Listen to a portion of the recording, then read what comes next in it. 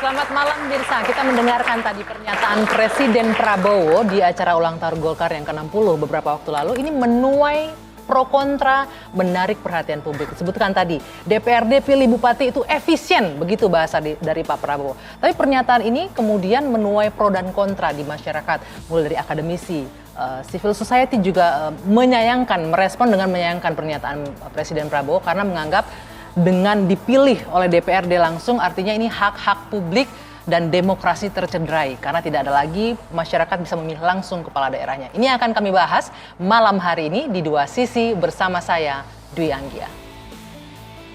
Kita berpikir, mari kita tanya, apa sistem ini berapa puluh triliun habis dalam 1-2 hari dari negara maupun dari tokoh-tokoh politik masing-masing. Ya kan? Saya lihat negara-negara kita, tetangga kita efisien. Ya, Malaysia, Singapura, India.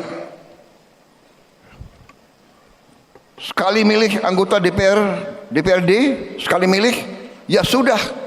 DPRD itulah yang milih gubernur, milih bupati.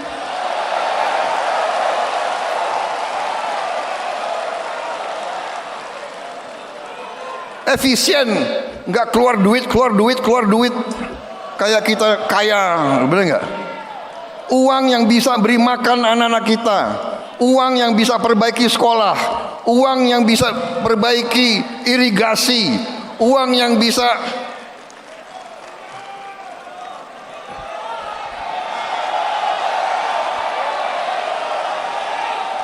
ini sebetulnya. Begitu banyak ketua umum partai di sini, sebenarnya kita bisa putuskan malam hari ini juga. Gimana? Tadi kita menyaksikan ya Bang Doli juga hadir kali di situ ya. Bagaimana langsung disambut meriah, tepuk tangan, boleh Bang. Jadi artinya kalau kita lihat ambience-nya, Golkar kayaknya sangat mendukung untuk itu ya Bang ya.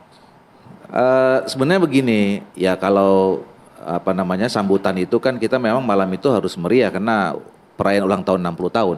Apalagi didatangi oleh Presiden. Dan kemudian Presiden menanggapi pidato Ketua Umum Golkar Pak Bahlil. Tapi begini, seharusnya yang kita underline sebetulnya lebih luas spektrumnya dari seperti yang disampaikan itu. Apa itu? Ada kata kunci perbaikan sistem. Ya. Dan ini kalau saya cermati pidato Pak Prabowo yang ketiga kali membicarakan bagaimana kita melihat bahwa masih ada problem, masih ada masalah dalam sistem politik, sistem demokrasi kita termasuk pemilu. Nah, entry point-nya memang malam hari itu Pak Bahlil membicarakan tentang pilkada. Jadi oleh karena itu sebenarnya yang kita harus tangkap dan harus kita tindak lanjuti adalah bagaimana kita membangun kesadaran bersama bahwa ada sesuatu masalah dalam sistem politik kita dan kita harus melakukan perbaikan terhadap itu. Bahwa mulainya kemudian dari pilkada, oke. Nah, perbaikan sistemnya artinya harus dipilih langsung nih kepala daerah DPRD. Nanti setelah itu harus dimulai. Kalau sudah terbangun kesadaran, kita harus mulai dari evaluasi apa sih yang salah. Nah, salah satu yang dikemukakan di situ kan politik biaya tinggi, ya. Nah, politik biaya tinggi ini ada dua menurut saya. Satu, kalau bicara tentang penyelenggaraan, memang mahal. Tapi menurut saya itu no issue, karena itu konsekuensi kita sebagai negara yang memilih demokrasi. Jadi pemilu biayanya puluhan triliun, pilkada biayanya puluhan triliun, ya itu konsekuensi kita sebagai negara demokrasi. Tapi yang mengkhawatirkan saya adalah politik biaya tinggi di luar biaya formal itu. Apa tuh biasanya tuh di luar biaya formal? Politik moral hazard pemilu, ya, praktek moral hazard pemilu, money politics, vote buying, kemudian political transaksional, gitu. Nah ini yang jadi problem kan. Kalau ini dibiarkan terus, ini yang akan jadi menjadi penyakit merusak moral bangsa kita. Gitu Bentar, ya? Nah. Ini saya catat ini Bang, berarti isunya lebih kepada evaluasi. Sistem pemilu. Saya ke Bang Ciko. Bahwa kan kemarin itu Pak Prabowo sebetulnya tidak ada statement imperatif kita harus itu. Dia ambil contoh di Singapura, Malaysia, India yang sistem kita ini berbeda, sistem pemerintahnya. Di sana parlementer, semuanya harus mulai DPR. Gitu loh. Nah, kita belum tentu sama. Jadi itu salah satu opsi yang nanti betul kajian lebih mendalam. Baik. Koalisi kemarin ada janji itu nggak ada ya? Kan Nggak ada kan untuk janji menghilangkan one man one vote? Bang, ada nggak Bang? Ini menarik nih yang disampaikan Bang Ciko ini.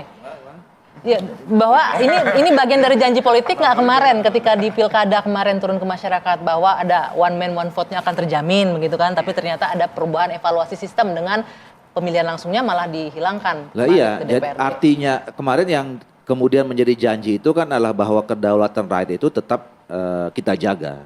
Nah, persoalannya kan tafsir nih, ya kan? Kalau misalnya kita bicara tentang Undang-Undang Dasar 45, pemilihan kepala daerah itu dilakukan secara demokratis. Nah, demokratis itu kan bisa langsung, bisa tidak langsung. Tapi putusan MK kan demokratis itu disebutkan bahwa memilih langsung. Masyarakat punya hak untuk memilih langsung. Nah, iya, nah makanya menurut saya tadi jangan kita persempit, jangan kita simplifikasi bahwa kemudian tiba-tiba dalam satu malam kita udah sepakat kalau kita bilang ada masalah, kita memperbaiki, terus kemudian kita cari opsi cuma satu. Karena belum tentu masalah cuma itu. Misalnya tadi itu ya, politik biaya tinggi itu kan cuma salah satu yang masalah yang baru teridentifikasi. Oke. Dan jawabannya betul kayak tadi sampaikan. Kalau misalnya praktek-praktek yang tadi, apakah kemudian masalahnya apakah bisa terjawab dengan memindahkan dari langsung rakyat ke DPRD? Jangan-jangan tadi masalahnya ada soal problem di penyelenggaraan pemilunya. Ada pengawasannya, misalnya tadi ya soal praktek-praktek tadi.